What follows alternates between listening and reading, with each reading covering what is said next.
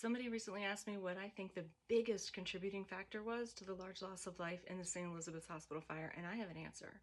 Now, there was a lot of contributing factors here. St. Elizabeth's was a mental health institution.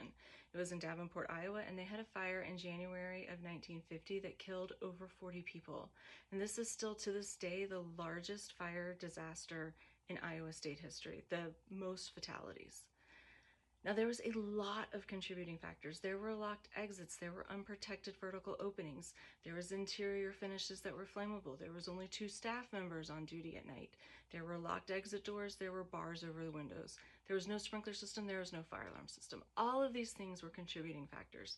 And so it might be hard to think, well, what's the biggest contributing factor? But it's not. It's a very easy answer. The biggest contributing factor here was a lack of risk recognition. This first step in making any decisions to mitigate the effects of fire is to fully understand the risks of fire.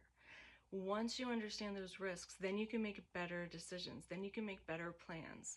And this is true not just in healthcare occupancies or in commercial buildings, but also in your homes. You need to recognize the risk of fire so that you can make decisions to keep your smoke detector batteries changed out, test your smoke detectors, teach your children what to do in the event that they wake up and hear the smoke detectors going off at night, teach them to feel their bedroom doors before they go out into the hallway, teach them not to go looking for you and to get out of the house and meet you at a rally point outside when there's a fire.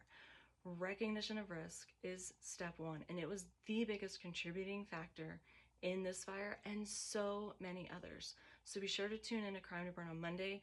We will bring you the conclusion of our coverage of the St. Elizabeth Hospital fire. This fire was an arson fire, and we will tell you exactly who was responsible and whether or not they were ever punished.